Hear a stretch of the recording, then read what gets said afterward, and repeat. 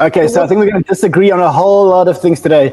But I think the one thing that we're all going to agree on today is that the worst place to be right now is the US dollar. Am I right about that, Mooch? The worst place? No. And listen, I don't think it's the worst place because it's the tallest of the relative fiat currencies, but it is a bad place because of what they're doing to the dollar. Ultimately, they're corrupting the dollar. You know, Peter wrote best-selling books about this. The way we're monetizing our debt and the way we're printing money, 469 billion US dollars printed this year in the first 5 months.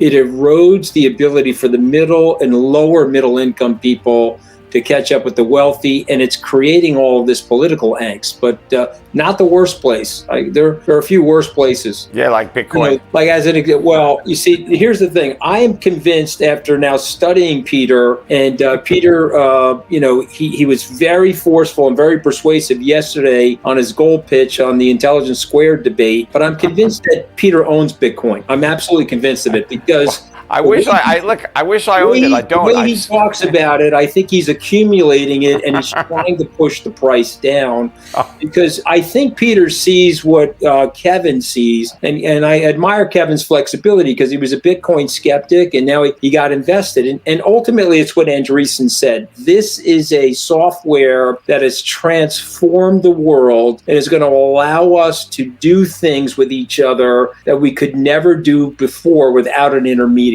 And when you stop and you think about that shorter distance, there's no longer a triangle, Rob. There's a distance just between me and the person that I want to transact with as a direct result of the blockchain, Bitcoin, and some of these other ecosystems that are developing. It's going to massively change the world. Yeah, but that's all a bunch of hype so far. Nothing has been transformed. All you have is people collecting digital tokens and gambling with them. That's it. I mean, it hasn't changed anybody's life other than some people are richer because people bought it. Of these wallets, you're leaving out all of the infrastructure and architecture that's being put in place to create this massive superhighway. I'm going to let Raoul talk. All that is malinvestment, though. That's all going to. He knows how early.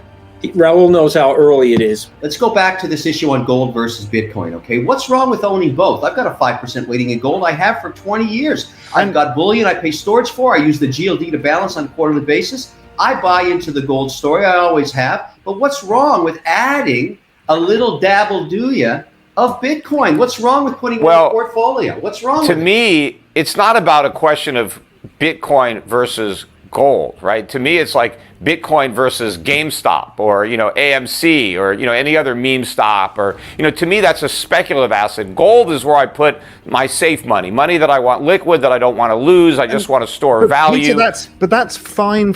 That's fine, right? Nobody has an argument with that. But Bitcoin and the crypto world is the fastest adoption of any technology in all recorded human history. It's growing at 113% a year. It's 140 million people. There'll be 1 billion users by 2024. You can't say, well, this is all irrelevant. Everybody's being deluded. This is a madness. Only gold is the truth. No. First of all, it's got nothing to do with gold. It's a speculative asset. So if you're saying, where do I want to put my chips? What speculative assets do I want to gamble on? Personally, I think there's a lot more upside potential relative to the downside risk in other speculative opportunities that I am taking advantage of. I don't believe in Bitcoin.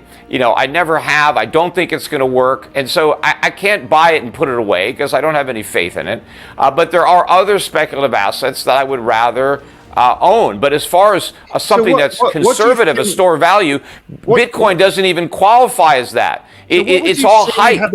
What would you see having a similar risk reward to Bitcoin? So Bitcoin on average, you're going to see a 60% downside and a 213% upside a year, right? That's the risk. You don't know that. Bitcoin has been around for about a dozen years, right? That is not a long enough time horizon to say that you know anything concrete. And the entire time Bitcoin's been around, we've been in a gigantic bubble. The same, right?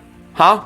Facebook's been around the same. So's Google. But Facebook is a company that has revenues and customers. It's got nothing to do with Bitcoin. Bitcoin's just a token. But my point is, Bitcoin's entire life history has been during this gigantic bubble. 0% interest rates, quantitative easing.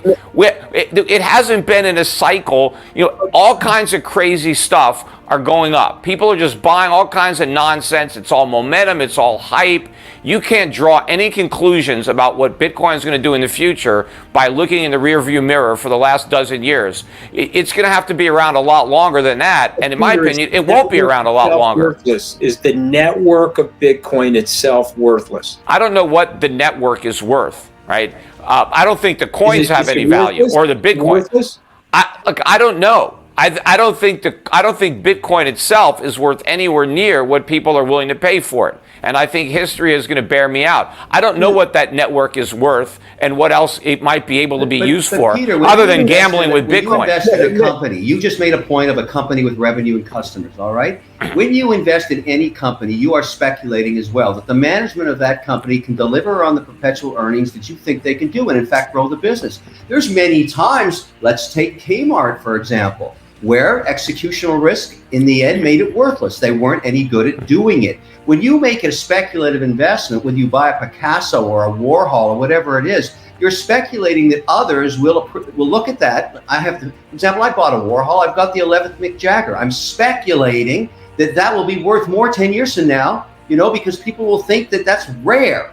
What's the difference between my Warhol and my Bitcoin? What's the difference? Because there is a long history, going back a long time, of wealthy people appreciating owning art and collecting art and displaying art on a wall. It gives you a lot of satisfaction to have rare pieces of art, hanging in your house that, you can admire, you can enjoy, you can impress your friends. There's a lot of value. And yes, it's not even so much that when you're buying a piece of art, it's that I think it's going to go way up. It's like, I want to preserve my wealth. I got a bunch of paper. I've already got real estate. I've got stocks. What else can I do with my money? Let me put it in some art. It's because paper can always become worthless. So you have to have real things. And a rare piece of art is actually truly scarce. I don't think there's anything really rare or scarce about any of these cryptocurrencies, including Bitcoin. Nobody's going to impress their friends with a picture of their Bitcoin wallet hanging on their wall. I mean, it's not, and when you're talking about a company, right. When you buy a business, Raoul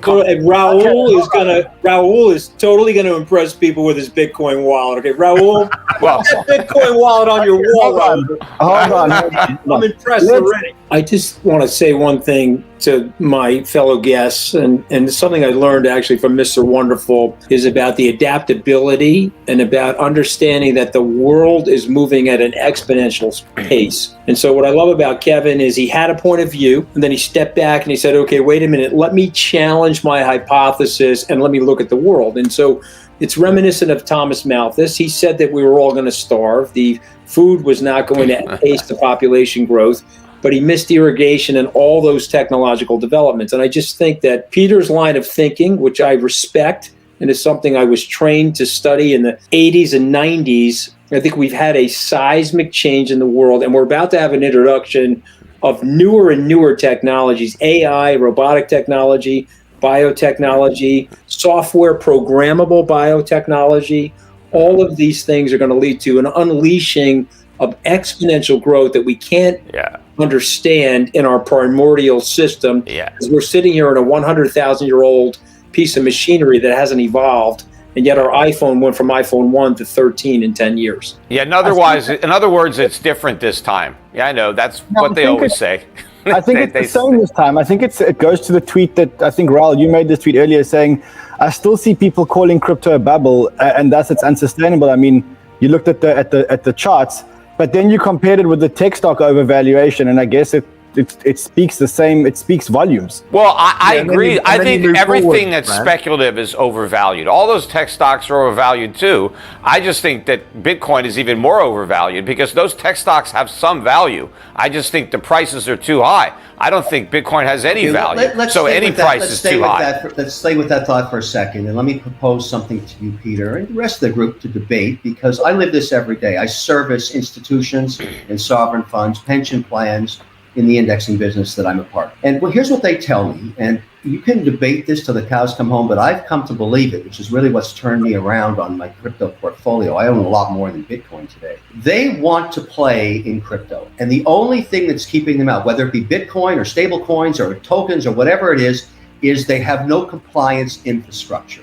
So here's how it goes. They go to their committees and say, look, I want to put on a 3 to 5% weighting in a set of different crypto assets. Are you guys okay? Now, most of us that deal in stocks and bonds, and I certainly do, I have an infrastructure that marks to market my holdings by the second. My internal compliance sees it. They give it to the independent auditors every week. They audit every month, and we issue our compliance to the regulator as we have to in our different mandates. There is no infrastructure yet today to do that institutionally in crypto. And that's why, let's talk Bitcoin. I really believe this, that there's $1 trillion worth of buying if we could provide two things to the institutional buyer. Solve the ESG problem on the mining and award of coins. For example, that's become a big issue. Everybody knows about it. It was Bitcoin 2021, it was a huge deal. And I'll tell you something really funny about that conference that I haven't disclosed to a lot of people. In that audience, because I was, that panel, I was the chair of that panel, and we were talking about how these giant miners were going to solve the problem. I look into the audience with sunglasses on and baseball caps pulled over their faces are all the institutional clients that I service, the big guys. They were there, but they didn't want to be seen there. They didn't want to be known to be there. They're walking around with plastic bags, listening to this stuff because they want to come into that market and they can't do it yet. So we got to solve ESG and we got to solve the compliance platform. Now, there are companies like Circle and like FTX that are starting to build that infrastructure. And when they figure it out, Katie bar the doors, Peter, you're going to be left looking pretty dumb because that asset class will become an institutional asset all around the world. So Kevin, there's another group called LUKKA.